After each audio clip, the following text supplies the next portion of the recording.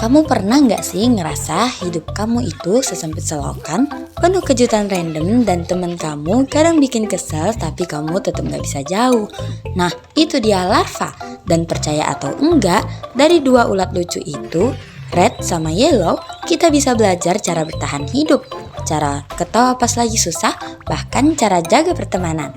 Mirip kayak Upin Ipin kalau dilempar ke dunia yang jauh lebih kacau. Stay, karena kita bakal bongkar filosofi kartun larva yang ternyata nggak sesederhana kentut mereka doang. Buat yang belum terlalu ngikutin, Larva itu seri animasi pendek asal Korea Selatan. Fokusnya dua karakter utama yaitu Red, si temperamen pendek, dan Yellow, si bego polos tapi kadang licik. Setting utamanya tempat-tempat kotor yang skalanya kecil kayak selokan, dapur, dan sampah. Intinya ruang hidup serangga. Hampir gak ada dialog, komedi fisik, ekspresi ekstrim, suara efek lucu. Karena tanpa bahasa, Larva gampang banget nembus penonton global. Cocok buat scrolling pendek, cocok juga buat diedit jadi meme. Coba deh kita telaah dua karakter utamanya. Red si larva merah yang meledak-ledak dan Yellow si larva kuning yang polos, penakut tapi kadang ngeselin juga. Mereka kayak dua sisi dalam diri manusia. Secara teori psikologi, ini bisa dijelasin pakai konsep tentang persona dan shadow. Red adalah persona atau topeng yang kita tunjukkan ke dunia luar, penuh energi, reaktif, seolah berani. Tapi ini cuma cangkang. Sedangkan Yellow adalah shadow, sisi gelap atau rentan dalam diri kita yang jarang ditambahkan. Tapi justru yang paling jujur. Menariknya, mereka sering bertengkar, saling menjahili, tapi juga gak bisa hidup tanpa satu sama lain. Kayak konflik batin kita sendiri. Pas marah, Red muncul, tapi pas takut atau malu, Yellow yang dominan. Dua karakter ini bikin kita sadar bahwa dalam diri manusia ada dualitas yang gak bisa dipisahkan. Larva itu kartun tanpa dialog, tapi justru di situ kekuatannya. Mereka bisa bikin kita ketawa, kesel, sampai mikir tanpa sepatah kata pun. Gimana bisa? Jawabannya ada di bahasa tubuh dan ekspresi wajah. Penelitian psikologi bilang 55% komunikasi manusia itu sebenarnya nonverbal. Jadi bahkan tanpa suara, kita tetap bisa menangkap maksud emosi seseorang. Larva main di ranah itu gerakan tubuh mereka yang dilebih-lebihkan. Suara-suara itu semua bentuk komunikasi emosi yang sangat mendasar. Makanya penonton dari negara manapun bisa nikmatin larva tanpa perlu subtitle. Kalau di dunia nyata, ini ngajarin kita bahwa komunikasi itu nggak melulu soal kata-kata. Kadang ekspresi dan tindakan jauh lebih jujur daripada omongan manis. Dan pentingnya, empati itu bisa lahir dari hal sesederhana. Tinggal di selokan, di bawah tanah dan penuh makhluk menjijikkan. Kecoa, kumbang, nyamuk, bahkan kaki 1000 raksasa.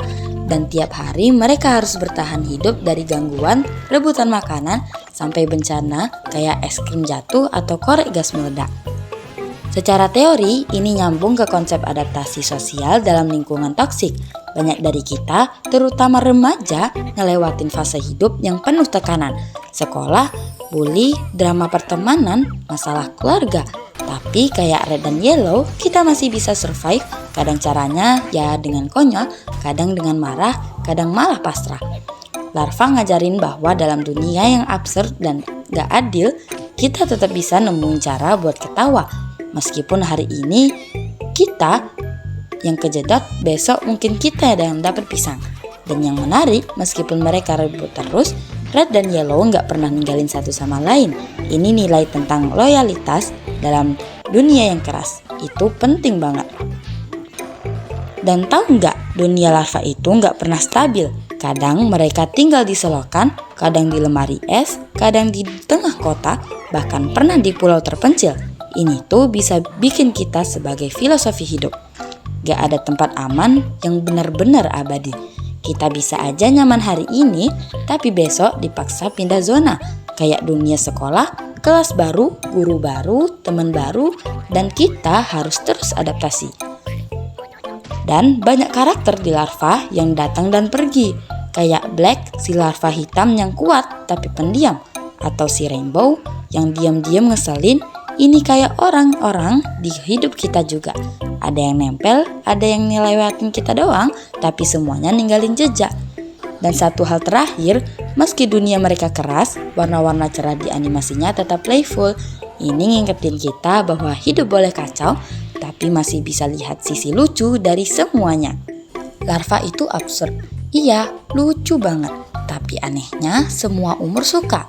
Anak-anak nonton karena lucu, remaja nonton karena relate, orang dewasa nonton karena capek sama dunia nyata dan butuh hiburan tanpa mikir ribet. Nah, secara teori ini masuk ke konsep dalam psikologi. Orang butuh pelarian dari tekanan hidup dan larva itu pelarian yang sempurna.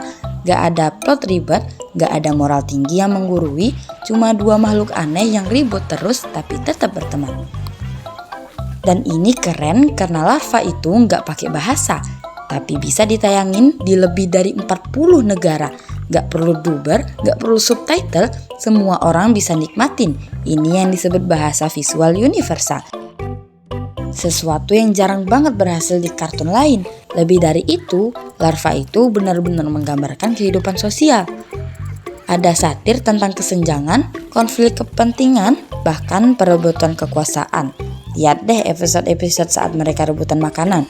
Lucunya, semua itu dibungkus dengan gaya yang receh tapi pintar.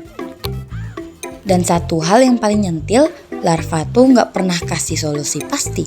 Gak ada ending bahagia yang dikasih mentah-mentah. Kadang mereka kalah rebutan, kadang malah jadi korban, dan gak jarang mereka dihukum padahal gak salah. Tapi tetap mereka jalan terus. Ini yang bikin larva beda. Dia gak ngajarin kamu buat jadi pahlawan, tapi ngajarin kamu buat bertahan di tengah kekacauan. Makanya buat kita yang lagi remaja, fase hidup paling absurd dan penuh drama, larva tuh semacam reminder kalau hidup gak selalu adil, tapi bukan berarti kamu harus berhenti ketawa. Jadi kalau kamu pikir larva itu cuma kartun lucu buat anak kecil, kamu salah besar. Di balik kentut dan kejar-kejaran absurd, larva ngajarin kita satu hal penting. Bertahan lebih penting daripada menang. Karena hidup itu bukan soal siapa paling kuat, tapi siapa yang bisa terus jalan meski tanpa diterpa masalah. Red dan Yellow gak pernah jadi tokoh besar, gak pernah jadi pahlawan, tapi mereka tetap ada di setiap episode. Mereka gagal, marah, nyebelin, tapi selalu bareng. Dan mungkin itu cara mereka menang. Kalau kamu lagi capek sama dunia, coba deh nonton larva. Bukan buat lari, tapi buat ingat kadang jadi absurd itu justru bikin kita jadi waras. Jadi, next time kamu lihat dua larva aneh lagi ribut cuma gara-gara sepotong sosis atau setetes es krim, jangan langsung anggap itu kartun gak penting. Karena bisa jadi itu justru cerminan hidup kamu hari ini. Kalau kamu ngerasa hidup kamu juga absurd dan serba gak jelas, selamat. Berarti kamu satu dunia sama Red dan Yellow. Menurut kamu, karakter larva paling relate sama siapa? Red, Yellow, atau mungkin malah si serangga lain yang suka tiba-tiba datang? Tulis di kolom komentar ya. Dan kalau kamu suka konten filosofi absurd kayak gini, jangan lupa klik like, share ke teman kamu, dan subscribe buat ngebuktiin bahwa kartun bukan cuma tontonan, tapi juga bisa jadi tuntunan. Sampai jumpa di video selanjutnya. Terima kasih.